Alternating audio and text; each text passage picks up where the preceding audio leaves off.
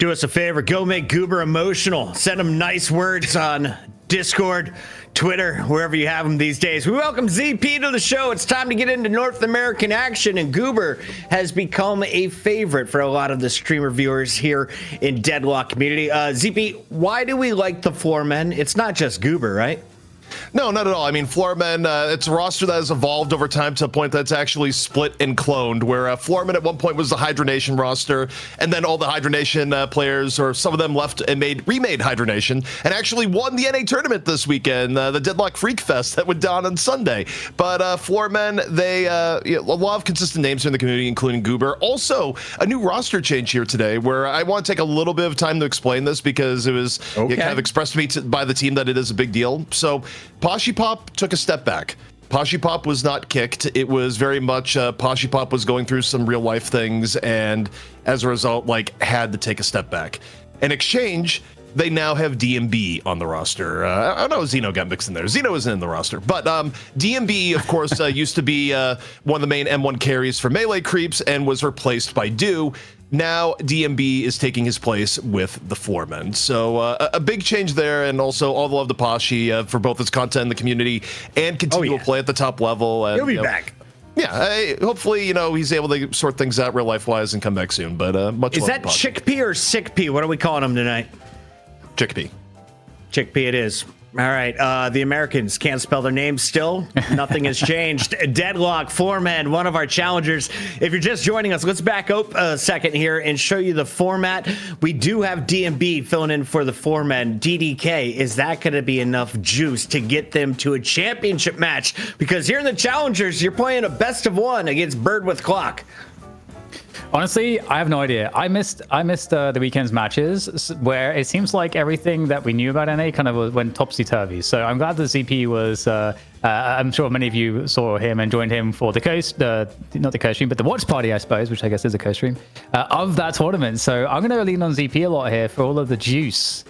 Yeah, Zeeps, you are dialed in here as we saw melee creeps dethroned for the first time in NA. What is the current view on your NA trio of teams, because we've been hit with all kinds of updates in the last 3 weeks? So basically, new patch hit, and melee creeps did not take to it as well as they would have liked. In particular, they overrated Ivy, underrated Mo in the draft. They got hit by Mo essentially like a nuclear missile. Honestly, I was almost going to make a montage of Ido just getting comboed by Mo for about 5 minutes straight across 2 maps. Ido was getting absolutely worked by Mo, to the point that Ido's title after the loss was kill Mo, kill Mo, kill Mo, kill Mo, along with a tweet basically saying, I hate Mo. Therefore, I think it's safe to say that Melee Creeps puts a lot of the blame for that loss on Mo and Krill. On the Mo and Krill. All right, Mo and Krill is going to get into early action here, DDK. First, let's introduce the team for Bird with Clock. BWC is the acronym. They finally got a dub, but not here on the night shift. They're looking for one with Gibbs, Aiden, Tanner, Cool Cheese, Arctic, and Matt. Aiden, will he be able to actually play the Vindicta? We saw her twice for EU in the last 2 hours. Yeah, we didn't just see her twice, but she was getting picked second and stuff like that. So I don't think we've seen that for quite some time. So EU is definitely rating her quite highly right now, but I have no idea if BWC or the NA interpretation of the meta would kind of agree with that or not, because there's oftentimes disagreements with that. But I got to imagine that if it is remotely viable, that we'll see Aiden on it. ZP, we saw Bunny with Clock become Bird with Clock when Rem came out. Do they actually play Rem? Not necessarily more than other teams. I think they just want the more Deadlock branding. I did ask, hey, why the change? And well, we just wanted a more Deadlock-friendly branding. But in a way, Bird of Clock is the team to beat, and the question is if they can maintain the momentum that they had this weekend, where, of course, while it wasn't in Night Shift, it doesn't break the Night Shift streak. This was the team that took down Melee Creeps, and they've been on the improvement, week in, week out. So to finally see that come into play in a bigger tournament, to take down Melee Creeps. Now, they didn't win the tournament. Hydra Nation beat them. But Hydra Nation also dodged our invite this week. So that was also a thing. Again, Hydration. I'm just going to say it straight up. I miss you. come back on the show.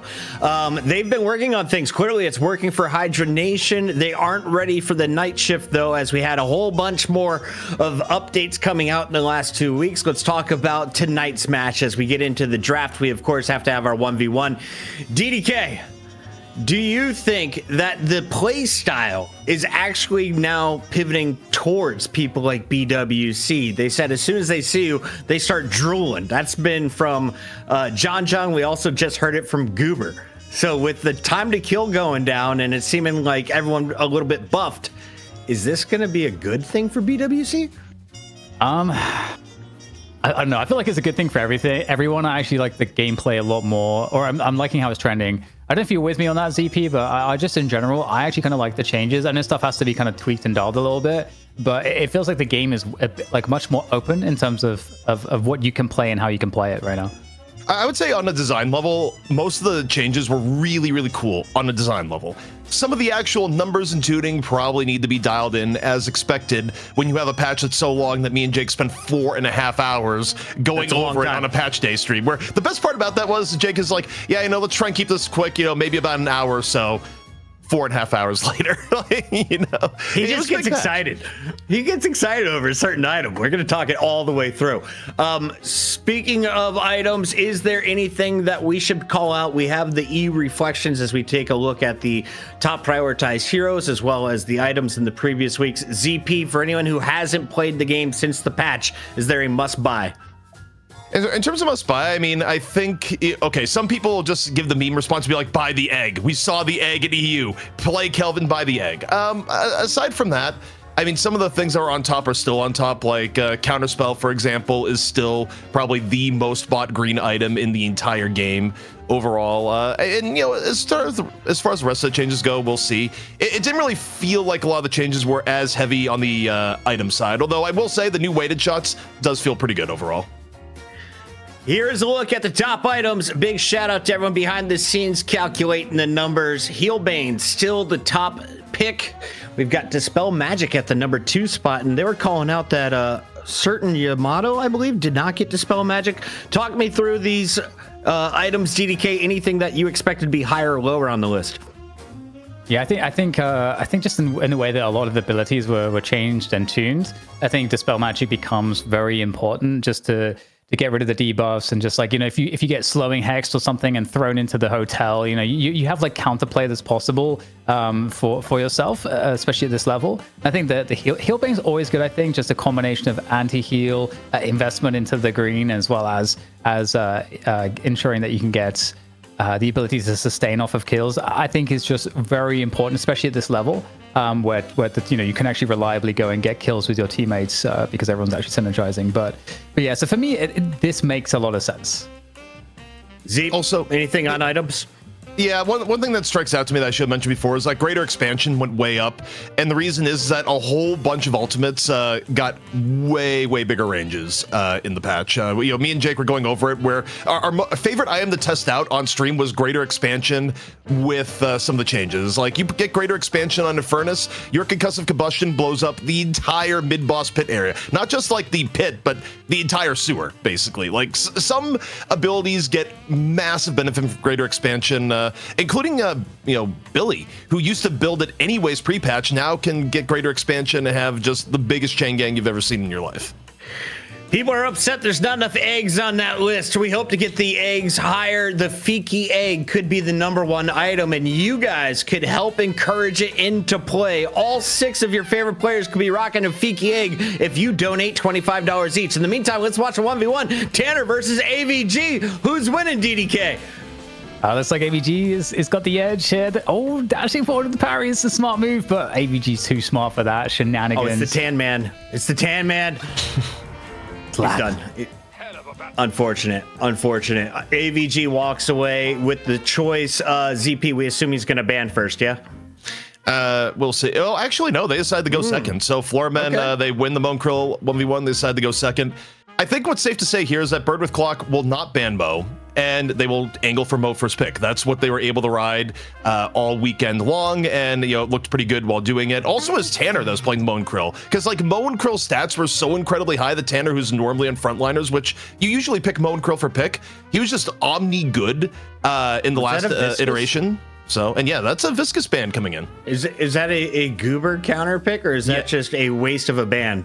No, that's a Goober counter pick. Goober was actually just terrorizing lobbies. I think there was one point where we saw Bebop get juggled by 7 punches consecutively over the weekend. So yeah, no one wants to play against that, and the Viscous ban makes all the sense in the world, as does the Mo ban, because you don't want to give Bird with Clock their ticket that they use to beat melee creeps. I love it. Viscous isn't even used in EU. Meanwhile, Wraith is the first pick, and DDK, you were mentioning that name in the EU matches. Do you like it going first?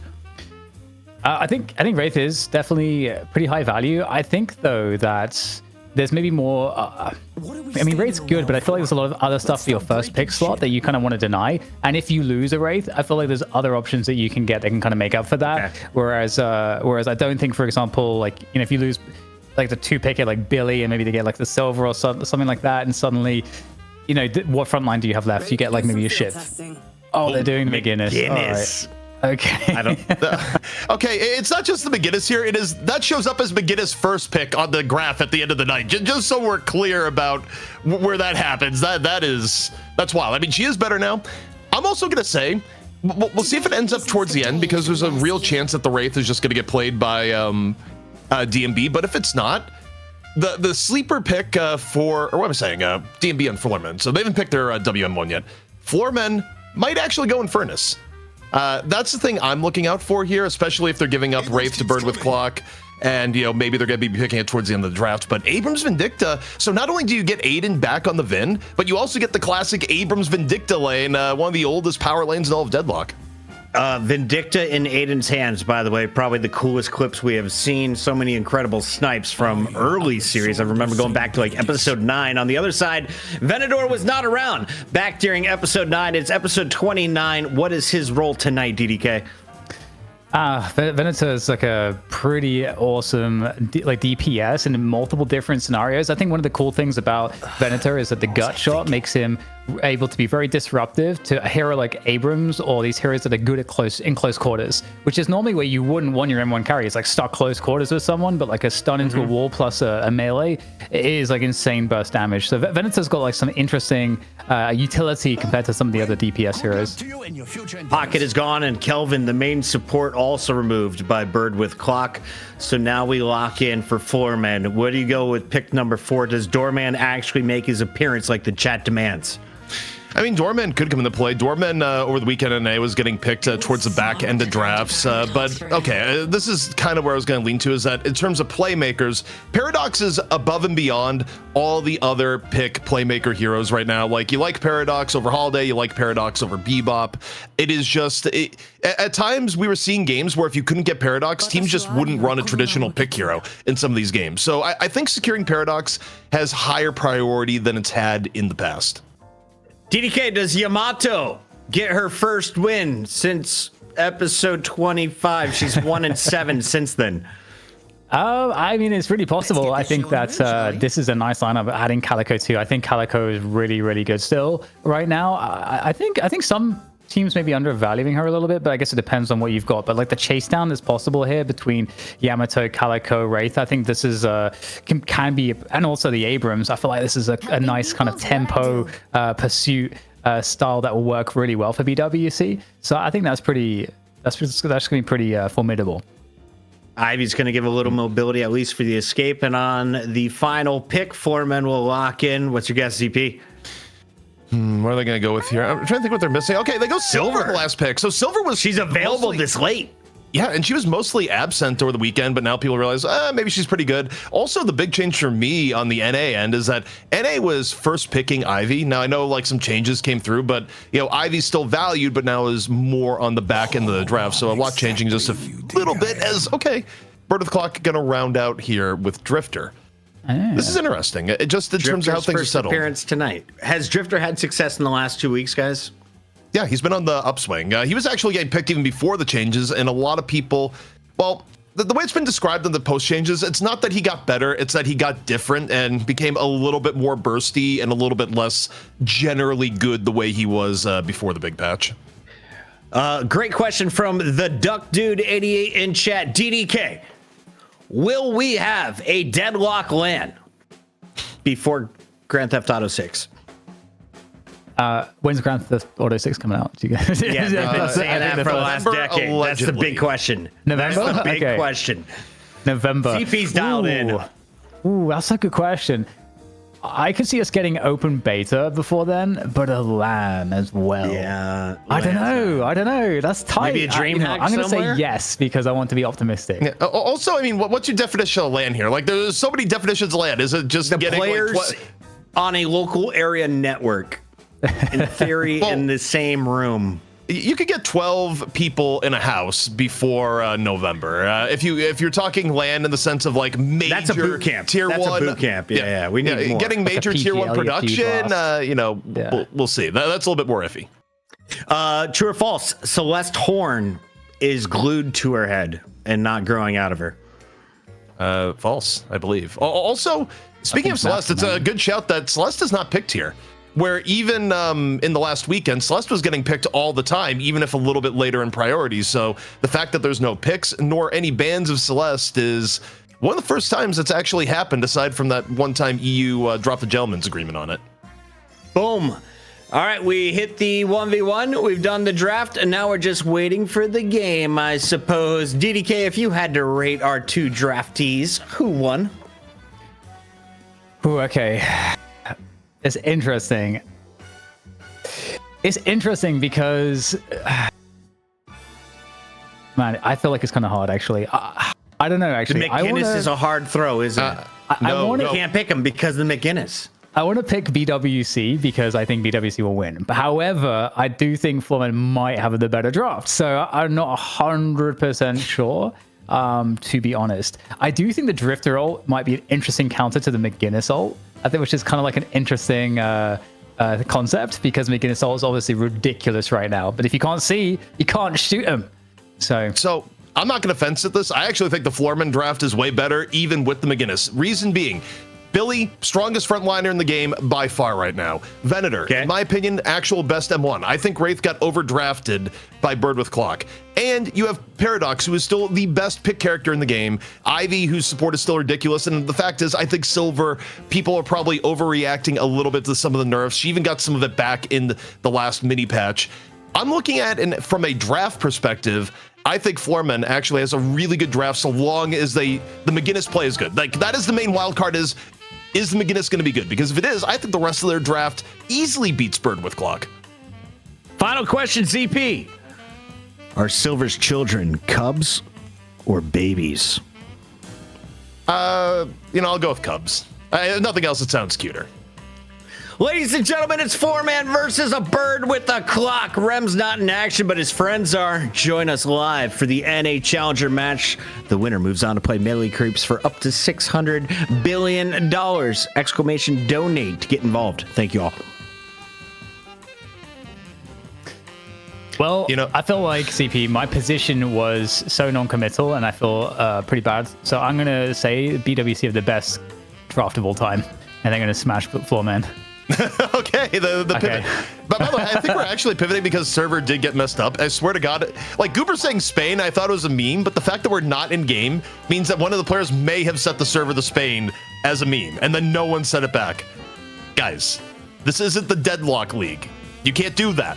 Which, by the way, was the name of the tournament that sent the players to Spain. But I digress. I honestly, though, just thinking about it now, like the LANs, the big tier 1 LANs, I don't think that'll happen until next year. Now, like I think it will happen next year, but I think it's going to be open beta end of this year, and then that's what I think. Are you with me there, ZP? It feels like the most reasonable take. Yeah, yes, but also I feel like stuff changes so quickly that I'm not surprised by anything. True. Like if something comes up out of nowhere, like, hey, we just got a LAN that's here, like, all right, cool. But next year is probably the safer of the two. What if Valve hosts a huge event to like kick off the open beta, and it's hosted in New York? Oh, that would make sense. But also, if you're Valve, you don't necessarily want to love the travel here. Like, I still feel like like Seattle's New York, right?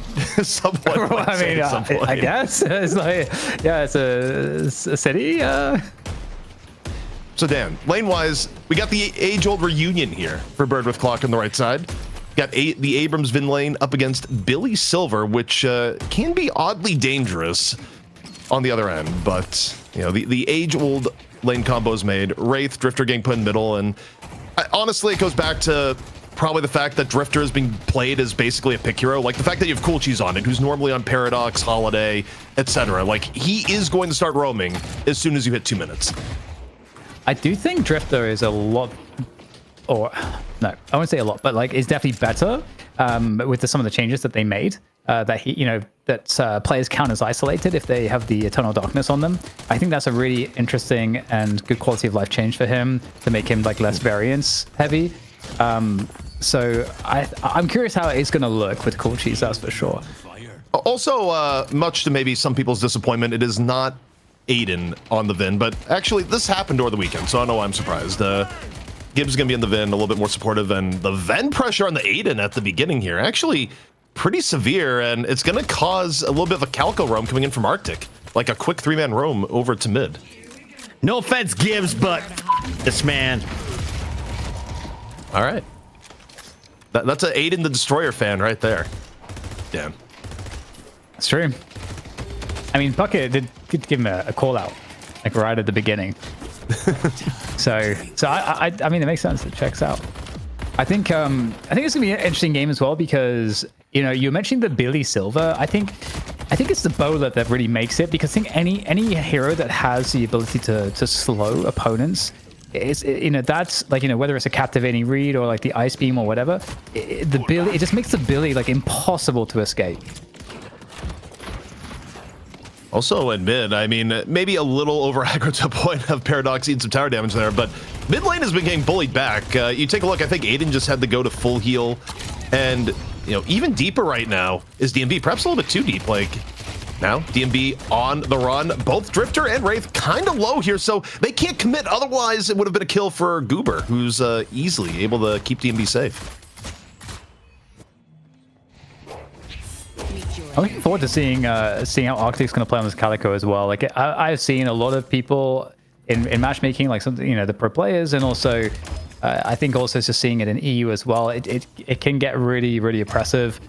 I think Calico is kind of back in a big way, and given the fact that she also gets the access to all these extra boxes on the box routes, I think there's just a lot that's going for Calico right now. In addition to the fact that she gets like bonus money if you do the slash, which has no cooldown, so like you should basically be getting bonus money on every kill. It's pretty sick.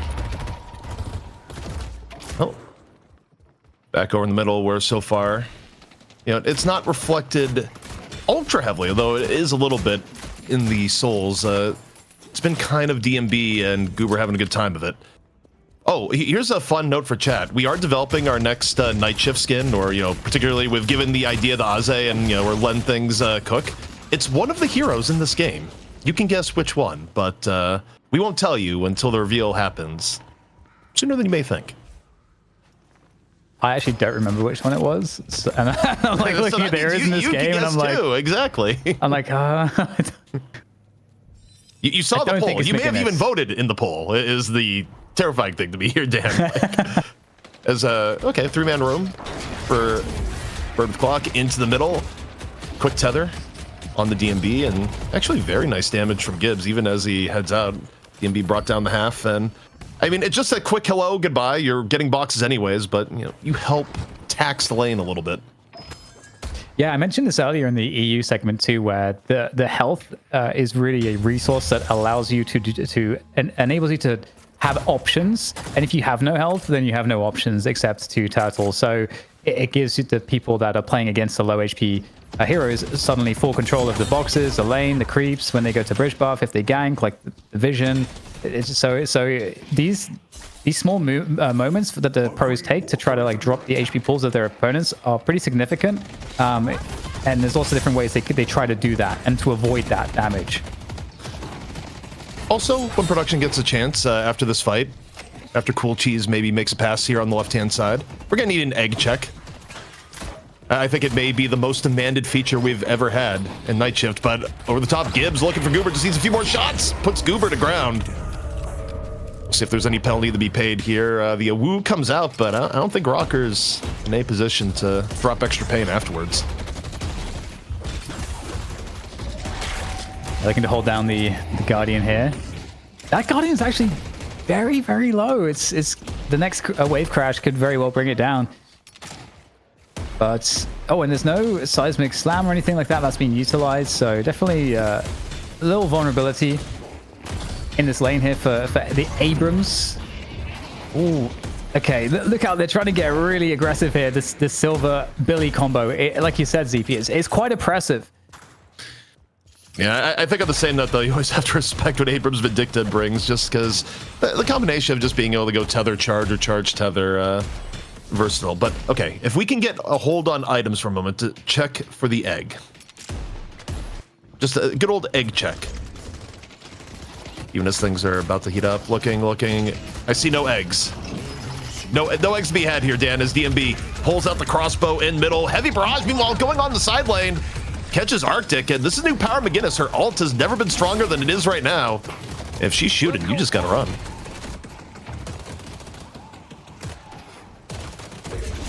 Well, there's the McGinnis ult, which kind of sounds like... I don't know, what does it sound like? Usually it sounds like McGinnis is about to die in previous patches. This time it sounds like you're about to die if you're facing McGinnis. like the actual impending death has simply changed between the two, as... Like and Curse popped over here. Rocker getting down on the Gibbs. Just needs one more hit, but instead the telekinesis rips Rocker back. Is that enough to save Gibbs here? More rotations coming in. No, Goober able to finish it off from the side. That was a good attempt, though, for the save. The new and improved telekinesis coming in handy to displace. And there's a lot of players in mid right now. There is so many players in mid for both sides. At least a 3v3 here.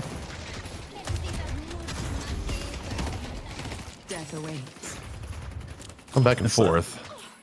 And yeah, it's actually 4 from Floormen that rotated over. Neither mid guardian down, though. Bird with Clock mid guardian looking a little bit on the lower side. Team B in his own friendly side. Sinners. Of course, Sinners respawned all of 13 seconds ago.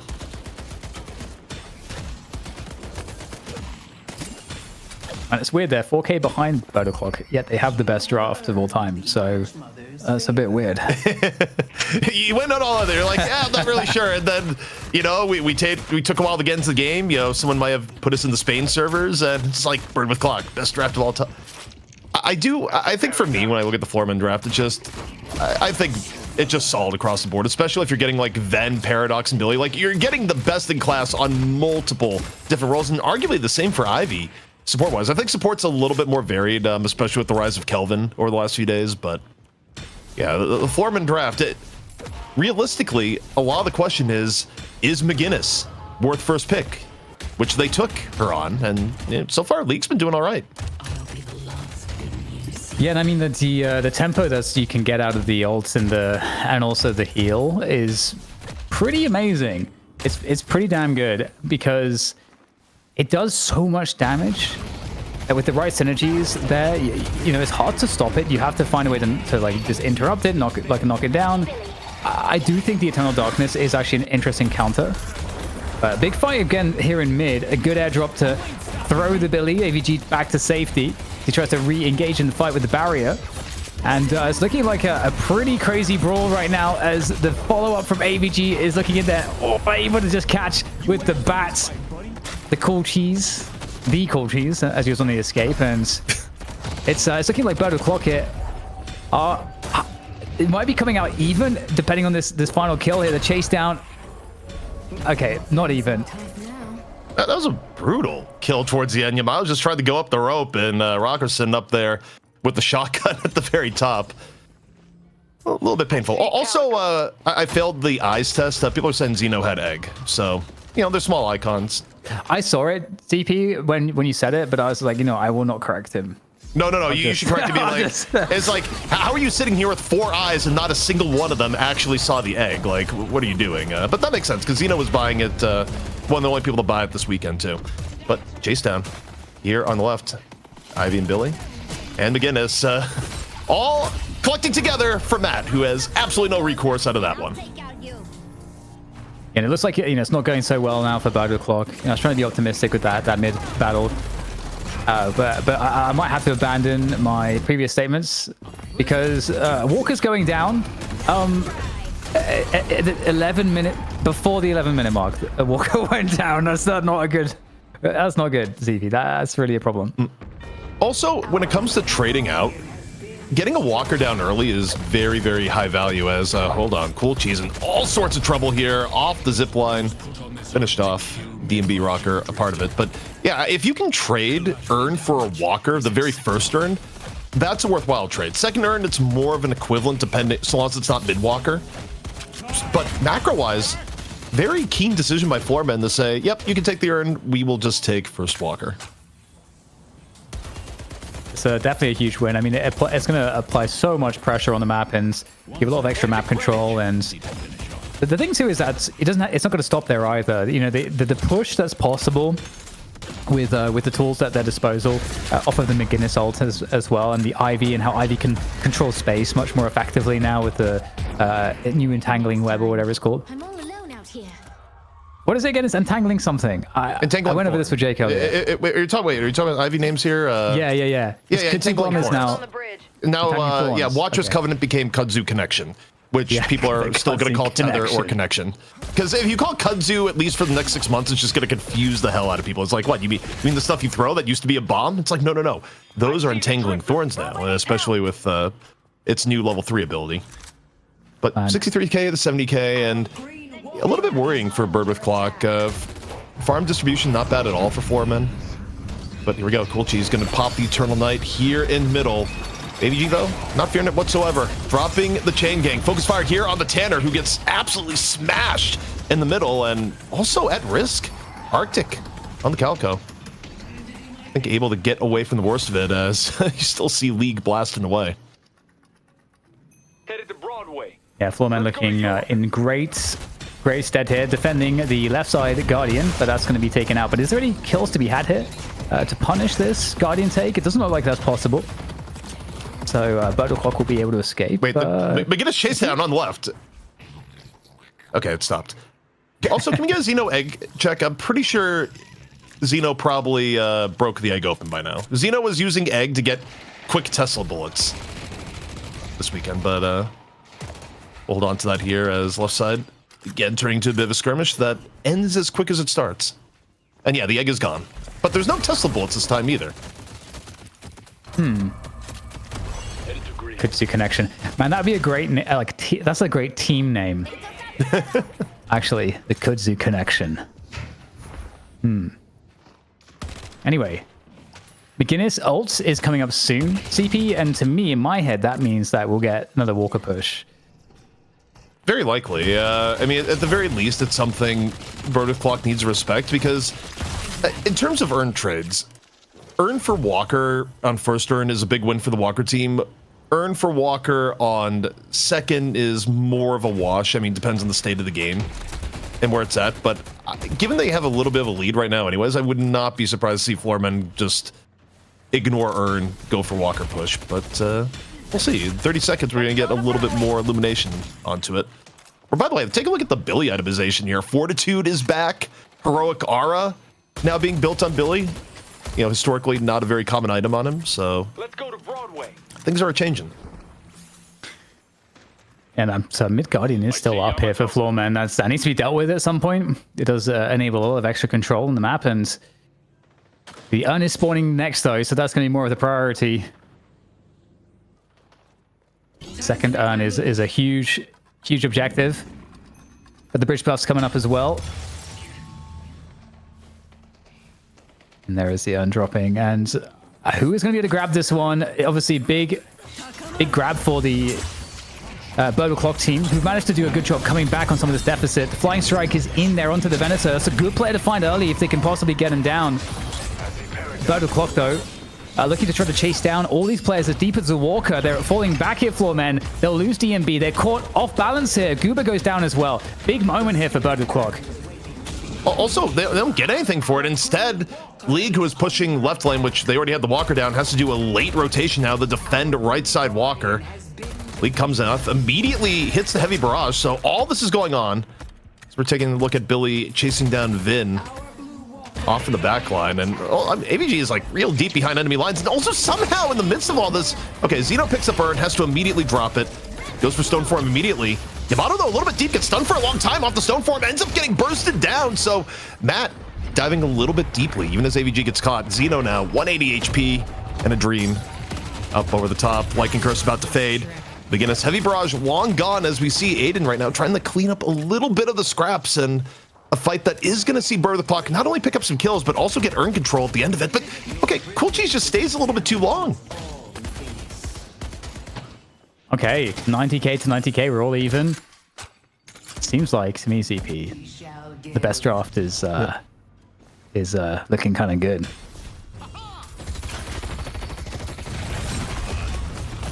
Oh my god. Quick charge into the melee, making making AVG think twice about that one.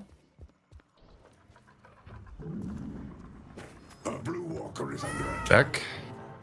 Taking a look at Arctic right now as you look at the map, yeah, probably fine. Probably gonna teleport out in plenty of time. 98k to 94k between both sides right now. Yeah, we didn't really talk about this, Dan, in terms of like which team wants to see late game here, and I will say overall, you might be able. I think you could argue a little bit towards Bird with Clock just because of super late game Wraith, Yamato, Drifter, but it is pretty close between the two. Still, you know, I do wonder for Floormen if, you know, they're losing a little bit of a window with things getting back to even now. Yeah. Yeah, it is definitely an interesting point in the game because we did have a clear advantage for Floormen for maybe the first 15 minutes. It was that second Urn fight where, you know, things got kind of close to even and then the advantage was taken. So we'll see what BWC can do with that advantage.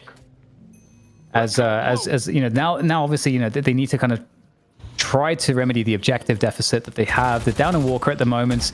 Most of the creeps and the creep farm on the map is now gone. So there's only so much to do in the next 2 minutes whilst you wait for the next Urn. So they might be looking to push all these lanes and try to get some control and then position for that Urn. And if there's picks along the way, there's picks along the way. Also, looking at allocation, I think you can make the argument DMB is a little bit behind on the Ven right now. Like, ideally, you'd like your Ven to be a little bit more where Aiden is at. Just because the difference on a farm Ven is oftentimes the difference between things like Grenade and Neo Domini being outright fight winners to, you know, a little bit less impact. Like, Venator plays up in Souls way, way better than many of the other heroes in the game, but perhaps a little bit of a catch right now. AVG getting harassed here. Is Arctic in on the engage, is able to burn some abilities and get out. Still fight going down here into the subway. Quick Lycan Curse pop here by Rocker. Going on to Cool Cheese, who may be full caught. Telekinesis comes out in the midst of all this, but no, Cool Cheese can't get away, turning into a larger engagement. Matt dives on in, goes for Shadow Transformation, and things are getting scrappy here in the mid. Yeah, big fight's going on here. Rocker is stuck here on the silver. Might, oh, the 1v1 is close, but there's the assist coming in. It actually does get the kill, but it's going to be the barrage here from McGinnis. The wall that gets dropped down now completely locks Matt out here on this Yamato, so he's going to fall as well. And the Floormen with a great fight, losing one, taking 3 players down. Very good work from them. Also, I think dangerous for Bird with Clock to go for the pick in middle the way they did, especially Billy of all characters, because there's multiple ways that fight ends, and I think timing-wise it still would have been tough, but you know, going for a pick and failing in mid is often a ticket to the other team getting mid boss and, you know, breaking the game wide open. As is, last fight is going to cost them 2 buffs from the looks of it. I think it was a gun buff that Ven got as well, which is kind of nasty if that's the case.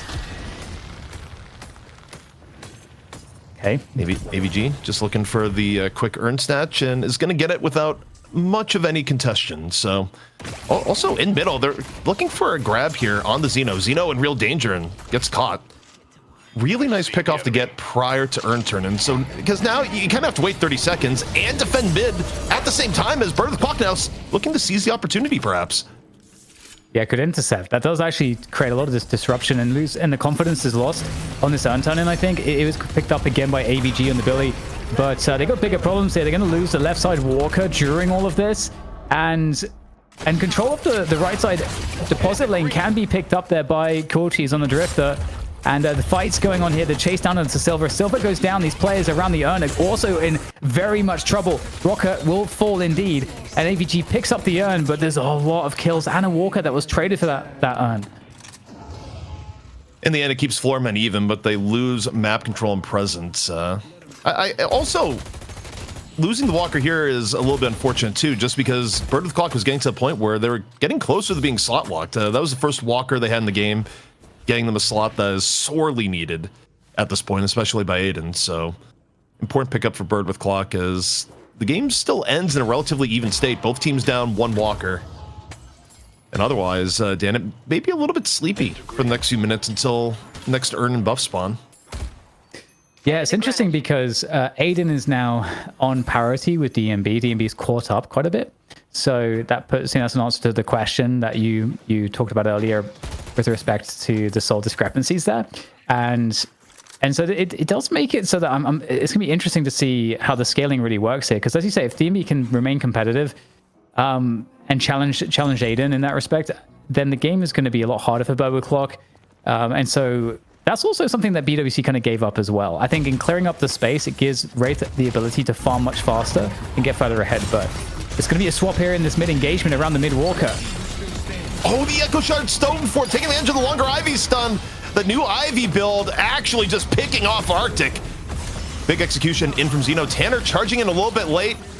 Trying to interrupt the bag pickup, but, risky to be coming in later in the fight, but easily could turn against. Ends up being a clean pick for Floormen.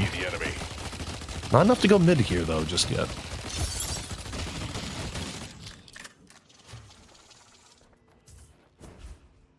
We do be farming. We do be farming. And there's more pressure coming mid as well. Yeah, Aru is had. Lycan form is engaged. Or actually, it's an exiting Lycan form. I think it's an exit of the Lycan form. That's not good news for Rocket there. The connection on the charge onto AVG on the Billy. The AVG will get converted there thanks to Aiden just pumping in for the damage, that Wraith damage. However, the Floormen still looking pretty positively into this push. Just keep pressing keep the pressure on their opponents, and they can do that because of the League's ultimate there, the barrage coming through. But now it's over. This gives Bird with Clock the chance to re-engage if they choose. I think they're going to wait till Aiden's able to heal up, where, by the way, if Aiden gets picked there, this goes to mid, and this is a very different game. So on a knife's edge is Aiden towards the very end. And yeah, I mean, you're seeing kind of the benefit of McGinnis and team fights at the moment. Barrage is just not something you can fight in. You either have to instantly interrupt it or you need to get away. And I mean, good on Bird with Clock at the very least, where if Tanner was going down, he was able to bring AVG with him. But also, at this point, Barrage is not a particularly long cooldown. Headed to blue. You see League getting superior cooldown on top of it. And yeah, I mean, it's going to be back up for next fight. 6-0 McGinnis, by the way. Yeah, yeah. I mean, that's the first pick, McGinnis, man. That's what you expect to see. Okay, we got Veilwalker Vindicta. That's very interesting. I don't think I've ever seen that before. Yeah, I'm trying to go through my mental archive, and you have to go while Rocker get a quick charge here. Responding with the bowl, Lycan curses out, and we dive onto Abrams. No, instead, a little bit of defense here towards AVG. Matt was looking to dive in, instead sees the wolf and says, no way. Leaves in a hurry.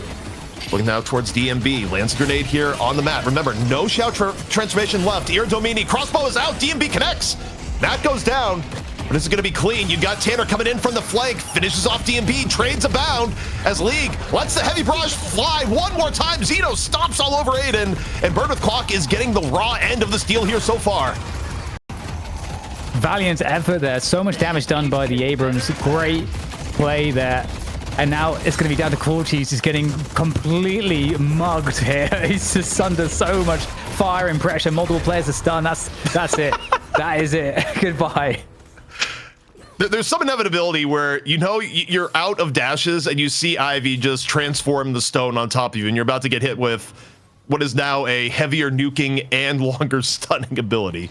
Also, damn, we got called as it is. League dominated that fight. McGinnis may be the real deal. Yeah. I mean, honestly, McGinnis is pretty legit.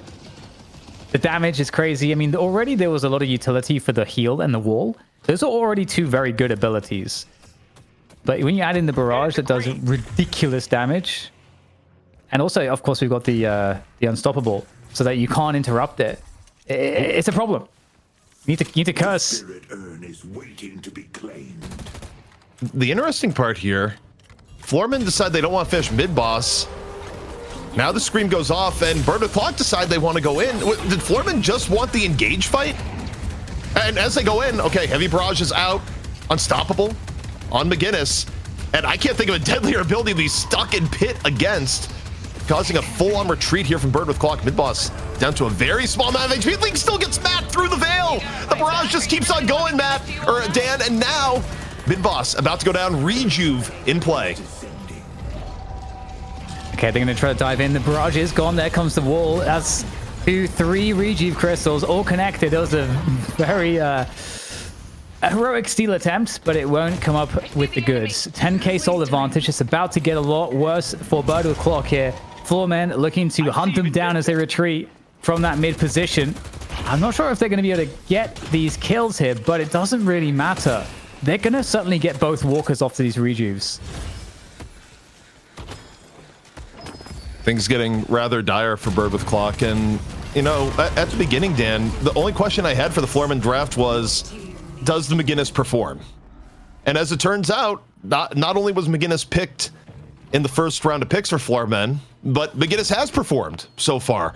Heavy Barrage has proven to be incredibly effective in these team fights. And, it's not just League in this case either. Both Rocker and AVG have done a great job of creating space for League, who, basically gets to send the back uncontested. And that's why I said Floormen have the best comp I've ever seen. You know what? I'll accept this casual gaslight. It's actually Nice. Totally fine. Approved. Oh yeah. Ooh, Phantom Strike and Hunter's Aura. Okay, that's two nice pickups there. That's only like what 10,000 souls spent. Okay. I think now one of the downsides about the Bird with Clock comp is that you're running Drifter in place of something like a Holiday or a Bebop, and it's more of a proximity pick setup. So generating your way back into the game, it's going to be a little bit difficult. You don't have the easy pick options that you might otherwise have with other comps. I mean, technically Wraith can sort of act in that role of telekinesis, so it's not as grim, right? But it also means that Aiden's going to have to expose themselves and look for that, and also being, the highest priority kill on the team, who Goober has swiftly dispatched off camera. Is it true that Drifter is a pedophile? He's probably guilty of many crimes. I don't know if he's guilty of that one, but he's lived on the streets and murdered people for a very long time. So take it as you will. Well, this game is not looking good for Bird with Clock. They're having those shrines now. They're getting at the shrines. Nothing is safe, nothing's sacred anymore here for Bird with Clock. And there's the barrage coming in. And I'm sure it's doing a lot of damage. It seems like people are dying, so it's definitely a problem. There doesn't seem to be any, as you say, TP, any way to get picks on these players with Rejuve. So it's just a free farm across the map. Also, in addition to that, they even still got the shrines, even though it wasn't a full team push. All right. Well, we got 25,000, or rather, a little over 30,000 souls between the two teams, and what has been an increasingly raid boss McGinnis, second highest farm in the entire game. Courtesy of League, Floormen looking to make the most of this Rejuve and turn this into a push. And oh, okay, your McGinnis wasn't annoying enough. Get a casting buff on top of it. At this point, Dan, I think if you're Floormen, you go for an engage now while you don't see McGinnis there. Is your best opportunity. Yeah, that's fair. Still a good 30 seconds left on the Rejuves as well, so life is bad right now. And I don't think it's going to get much better. We've got the chain gang here on top of the shrine. All of the towers are going down. Man, remember the old towers, the old Guardians, Space Guardians? Yeah, you can't, you know, these ones, you know, not quite the run and parry like the beginning, but... Yeah, more hardcore, these guys. Bird with Clock looking to do anything here. They get all rejuves are gone. They've burned all rejuves out of Floormen. But the remainder of the fight is where it's going to get spicy as League dropping the heavy barrage once more. How many is League going to get this time around? Seeing Rocket run for his life. League picks up Gibbs from afar, so the barrage continues to lay in the damage. A two-piece for League. It is the world of McGinnis. We're just living in it as the kill streak continues. Yeah, I'm really curious of what the stats screen is going to look like for League. This is kind of disgusting. I actually really didn't understand quite how broken McGinnis was. Like, I mean, I've been instantly killed by the barrage in matchmaking and stuff, but like, I didn't know how crazy it was, I gotta say. And it's been nerfed a bit, actually. They actually tuned it down a little bit in today's patch, I think. Still really legit, it seems, as we look to conclude this one in a clean 32 minutes. It's looking like Floormen are going to be the victors here, as the Hidden King is getting absolutely obliterated. Victory there for Floormen, and they will rematch Well played. our champions, Melee Creeps, in the upcoming money match. No tears for Goober tonight. Fantastic work as they get the job done. You see a League putting out the MVP performance. Did we decide on that, ZP? In terms of MVP performance, it can't be anyone The other than McGinnis? League on McGinnis. Yeah, it has to be. All right, yeah. Just so the replay team can get ahead of that one. In the meantime, we got to talk about DMB because he is the one filling in Poshy Pop on the sideline. DMB comes through. What did we think about his first time amongst this lineup, DDK? Pretty nice. I mean, I think it's hard to make a judgment off this one map, but I think it looks good. Like, they didn't have any issues really. I mean, there was some comeback moments there for BWC, but ultimately, I think the whole team played really well here around League and around the kind of strategy of tempo behind the McGinnis. Here we go. Floormen taking your first game. Bird with Clock are going to fall. And ZP, let's start with Bird with Clock. They just came off a tournament. They win the thing. Where did they go wrong tonight? Well, they didn't win. Sorry. They beat Melee Creeps. Close enough. Which to many people is like, oh, you won. And Hydra Nation is like, but what about us? It's like, I don't know Hydra Nation, except a tournament invite. You know, that you will exist. But okay, realistically going into this, draft-wise, I think Bird with Clock got out-drafted here. I think they gave up a lot of power, and not the least of which, looking at the post-mortem, was the McGinnis. I mean, I don't think Bird with Clock played bad. They had reasonable rotations in the beginning, especially the short lanes that were having trouble. Like, they were able to mitigate a lot of the pain in middle that they were having with the Ven lane. But all in all, I think they drafted a weaker team, and I mean, they had no answer for McGinnis. League was sitting here running the lobby the entire time. Chat was calling out that McGinnis is the real deal, that we are definitely underrating her. I think we see the performance and the value she brings to the squad. How do you stop this barrage in the future other than banning her? Or minimizing the impact? Yeah, I don't know. I mean, you need to be able to like interrupt the barrage. So you got to have abilities that can do that. And you know, if you don't have much of that in your draft, which Butterclock didn't, then you're kind of out of luck, I suppose. But you need some clean interrupts. I'm trying to think what the best ones would be.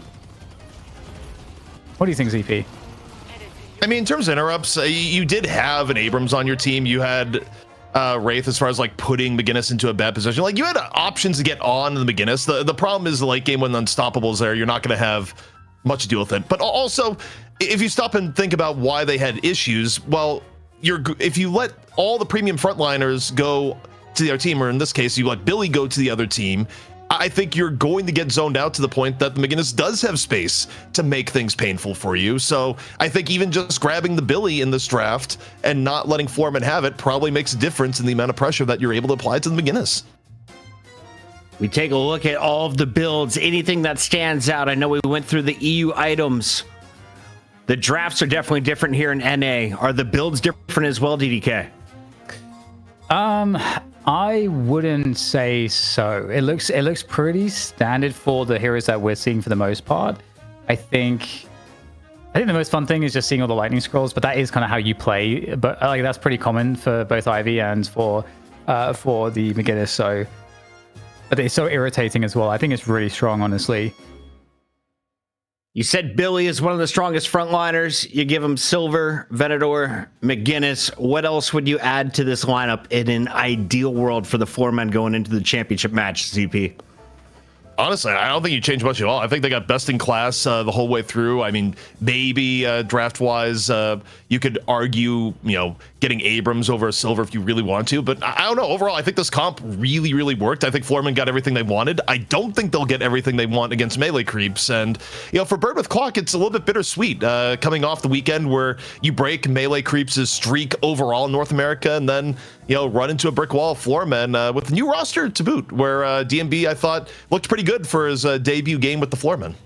How many times do you say the word to boot a week, you think? I'm close to Canada. It's probably more than I'd be comfortable admitting. I don't think I've said it in years, but I'm proud of your usage. The vocabulary continues to grow here on the show, as do the highlights. Here's your MVP performance from the McGinnis. He goes by the name of League, and you will see him at least 2 games in our best of 3 grand final. 42,863 souls, but it's the 12 kills and 0 deaths that are most impressive.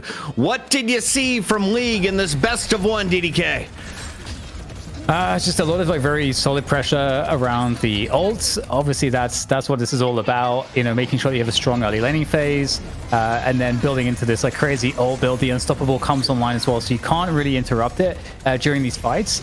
And just really good mobility and usage of it, especially in the close quarters, because when people get close to you, there's this minimum range. So there's this spot that they can stand next to you where they won't take damage. But if you're next to a wall, you can kind of direct it into the wall, and so there's just very good awareness and the utility usage behind everything League was doing on the McGinnis. I don't know, it's just pretty perfect, and I liked the tempo, the timings of when the pushes came in around the barrages as well. I think it was just all very well planned by Floormen. McGinnis earns your first MVP. We'll have another one from the best of 3 grand finals coming up, but keep your eyes on League. Keep your eyes on Goober. The man gave an awesome interview with Liz, and we remind you, all of you should check out Elizabeth's channel over on YouTube. Drop her a subscription and listen to the full 1 hour and 40-minute interview when you guys have time. In the meantime, we're going to go to a break. When we come back, it's game number 2. ZP, will anyone pick Yamato? She's 1-8 now over the last 5 weeks. Look, you're looking for other frontline options in the wake of the fact that a lot of people aren't as comfortable picking Shiv, at least in NA, even though we saw in EU that it can certainly work out. So, people, they want a little bit frontline. That's where they go Yamato. But while I think she's pretty good. I don't know if she's filling her role in some of the team comps she's been thrown into, though. As we go to break, chat, how much to let Krill ride your back for a week? Think about it.